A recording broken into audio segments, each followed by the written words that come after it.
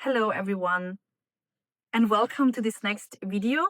I'm Christina from Project Inner Leadership, and in this video, I would like to talk about letting go and also how to overcome a trauma.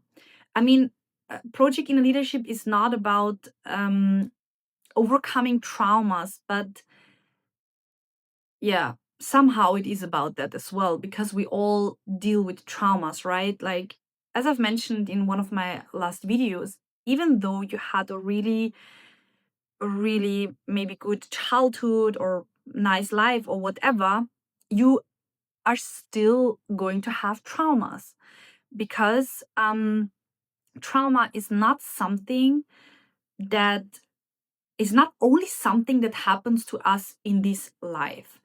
When we come to this life, we also bring already with us a bag of traumas, a bag of things which we want to deal with in this life.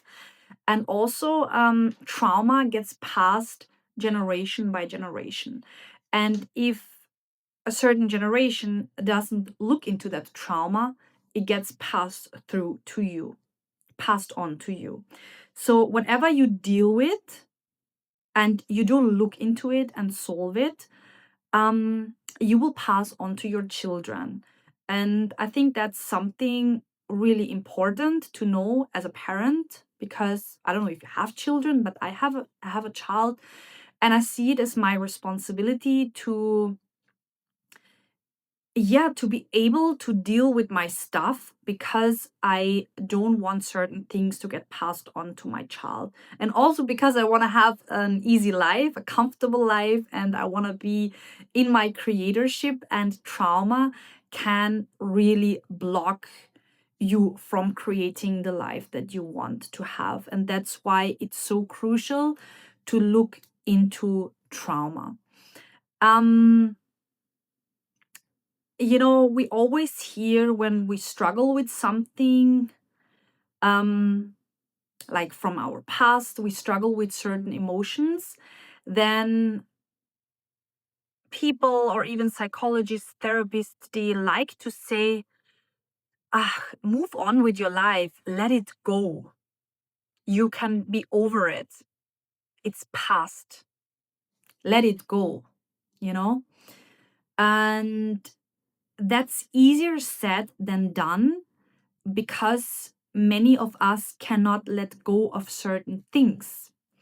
What we can do is we can suppress it or cover it with positive affirmations. We can distract ourselves. We can suppress it with, for example, also meditation. That's what I did in my past. I meditated always to not feel and see certain things because what happens to me, I see a lot of pictures. So with meditation, I completely shut that down. Or also some people, they get into addictions, eating disorders, which is quite I don't know how to say in English, which is quite common in nowadays world. I struggled with some sort of eating issues in my past, which also was a result from me trying to suppress feelings, trying to suppress certain experiences, and distracting myself and my body with dieting, with excessive exercise, with just focusing on my look and getting the dopamine from being skinny and stuff like that. Yeah, but in the end of the day, everything is coming back in at some point. I'm sure you have also noticed that or experienced that. Otherwise, you would probably not watch this channel. Yeah, and usually that happens. At least that also happened to me in my past when I was around 20 to 24 years. A lot of trauma came up into my life, showed up in my life. Because what happens when we are children, our nervous system is not as strong as when we are adults. So children, they deal with negative experiences or hurtful experiences in a different way. So instead of feeling these emotions and dealing with the emotions, they suppress it and it gets stored as some sort of energy somewhere in their body. Because a child could never deal with, for example, if a child loses a parent, the child could not deal with it because the child would be too sensitive. Their nervous system is not um, finished, finished in in the growing process. But later on, when the nervous system is stable enough, that's around 20 years. In my case, I think I was 23 years. That's when suddenly, boom, a lot of trauma came up. Like a lot of different emotions came up, and I was so overwhelmed. I didn't know how to deal with it. And I also went into depression. I went into a crazy eating disorder. I was thinking about suicide and stuff like that because I was so overwhelmed. But that was the point where my nervous system was stable enough and my body was able to handle it. And then what I did was getting more into my eating struggles, distracting myself with money, career, with success, and like focusing on my body and my outward experience, outward appearance. Yeah. And then later on, after 10 years, when I was around 30 to 33, everything came up again because it wanted to be seen. And at that point, again, I tried to suppress it. I tried to cover it. I tried to meditate. I tried to exercise. Like I tried so many different things, but obviously they were not working. They were only working for a short period of time until I really got into it. And the solution of dealing with your trauma, of overcoming your trauma, is not running away from it, is not by not feeling, by suppressing, by waking up in the morning, meditating 2 hours, taking a cold shower, making breathing exercises, taking hundreds of supplements, doing this, doing that. I mean, that's not even realistic for a person that is working, that has family and has stuff to do in their life. I mean, the whole day you need to do hundreds of things just to suppress the parts of yourself that want to be seen. I mean, yeah, that's not realistic. And the real solution that really will change your life, that really will make you free of these traumas, is by facing them. Because trauma is always an energy, it's a part of yourself that wants to be seen and accepted in your life.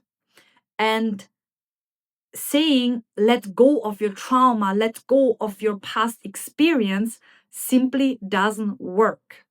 But what works is by facing it and integrate it into your life. For example, I give you an example from my own life. Me, I struggled a lot with anxiety. You would call it anxiety disorder. I don't call it anxiety disorder. Probably if I would have gone to a therapist, psychologist, psychiatrist, I don't know which person, they would have probably give me that label that I have anxiety disorder. I don't like that because I don't work with labels, and anxiety is never here to disturb me. It's never here to destroy me. It's never here to go on my nerves. It's never here for something bad. So anxiety disorder doesn't exist for me. I had anxiety, a lot of anxiety, because certain life events happened, and they were meant to happen because they brought out this anxiety. Otherwise, I would have not really ever dealt with anxiety. And I got panic attacks, like really crazy panic attacks. And I was at a point where I didn't go out of my house anymore. I was afraid of everything. Like I was afraid of breathing. I was afraid that I collapse now and I'm dead, like this sort of anxiety. And yeah, I tried everything to run away from it, which I already told you it didn't work. So what I did is I found this strategy. And it's not a strategy which I created myself. It's a strategy I learned from someone in Germany, actually from two people. I learned that. I had my own mentor and I had another coach, and from them I learned this strategy. And this strategy was to integrate my anxiety into my life, to face it, and to not suppress my emotions anymore. And obviously, that's not so easy. So you need a little bit of training for that. Because in the beginning, I thought I'm gonna die when I face my anxiety. But in the end of the day, anxiety is just an energy. It's like everything is an energy. A burnout is energy. A depression is energy. It's just an energy. So I decided to go 100% in. Maybe some people they can't do that. Then the people they cut it into smaller portions with feeling the emotion. But in my case, I went all in, and it wasn't that easy feeling it, but the results were life changing from the first moment I did that, because I got to a point where I said, okay, anxiety, if you want to kill me now, you can kill me. I'm here. You can come here, you can do with whatever you want with me, and I'm here for you. I'm not gonna fight you anymore. And I imagine myself as the sky. Like I am the sky. Yeah, I'm the consciousness. I'm not my body, I'm not my mind. I'm not only this physical body, I'm this consciousness, which is the sky. And clouds are coming into the sky. And this anxiety is, for example, a cloud. And the sky has so much space. It has space for hundred thousands of clouds. So why should I reject this cloud? This cloud just wants to come here now, travel through my sky, and then go again. Maybe it wants to come back, maybe it wants to stay a little bit, but the cloud is much smaller than the sky. So I accepted the anxiety to that it is an energy and that it just wants to be seen. It just wants to be felt. And since then, since I got into this process, my anxiety is still here, but it doesn't rule my life anymore. My anxiety is here every day, is here like a friend. It's like sitting a friend next to me. And I even talk to my anxiety. I love my anxiety. I hug my anxiety. I'm always grateful for my anxiety. I always tell my anxiety, thank you so much for being here. I honestly appreciate you because you just want to protect me. You want to make me feel safe. You want me being in safety. And it's wonderful. Honestly, I started to love my anxiety. And the beautiful thing is, my anxiety does not rule my life anymore. Like, I am in the power. My anxiety doesn't have power over me anymore. And I have such a good life, even though I have anxiety. Um, but I'm so good with it. And what I want to say is, when you want to overcome a trauma, it doesn't mean it it will go away forever, like you overcome it and then it's finished. No, sometimes this energy wants to stay with you, and it can stay with you as long as it wants. It's welcome, and even if it stays with you until the end of your life, that's fine. um the most important thing is that you get out of this mindset, I want to get rid of something. That's what makes it bigger. That's what gives it its power over you.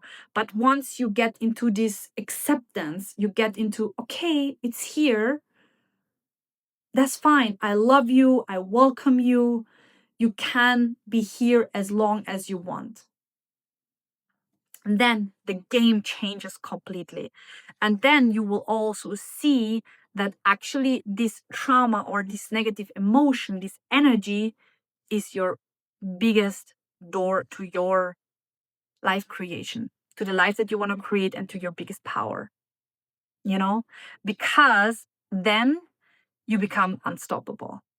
you become unstoppable, because no matter what happens in your life, nothing can break you anymore. And the beautiful thing is with this strategy, it's so easy that you can also do it with anything that happens in your life. If you have sadness, if you have depression, if something happens in life which makes you super overwhelmed, you do the same strategy and you immediately become the power again. And that's the beautiful thing. And your life gets into flow again, because life is also energy. So this energy can flow again. Why most people they struggle in their life, why they have health issues, mental issues, is because they block their life. They block life, they reject themselves, they reject certain things in life that want to be seen, and then life gets stuck. Life is not in the flow anymore. And then the longer you do it, the more struggles you're gonna have. And it shows up in your life, because life is always a mirror of your inner world, and life never lies to you. Same as with your body. Like if you have an illness or a chronic illness or something, your body never lies to you. There is something you are rejecting. There is something you're resisting. There is a resistance inside of you, and that's the beautiful thing. And it's all is a gift. It's all a beautiful message for you. It's not against you. It's just here for you. And unfortunately, we haven't learned that in school, in our family. Maybe some people have learned that. I did not learn it. But that's the tool we will need in the next years, because the world is changing drastically. So we will need that. And the beautiful thing is, when you use that strategy, your nervous system immediately calms down. Like you don't need to regulate your nervous system. You really don't need that anymore. Like I don't really do meditation, maybe sometimes, maybe once or twice a month. I use positive affirmations in the morning because I really like that, waking up with it. But other than this, I don't try to just focus on my positive emotions, because when I use this strategy with every emotion that comes and feels difficult for me, once I let this emotion and this energy travel through my body, I'm automatically again in positivity. I'm automatically again in that mindset, what I want to attract in my life, you know? So then manifestation is becoming super easy. Yeah, so that's it for today. I hope that's helpful for you. And yeah, if you have any questions, you can write it down under this video. Otherwise, I wish you a really, really good day. And if you're interested in this topic, if you really want to change your life, and I guarantee you this method is going to change your life, you can stick around here. And yeah, all the best for you.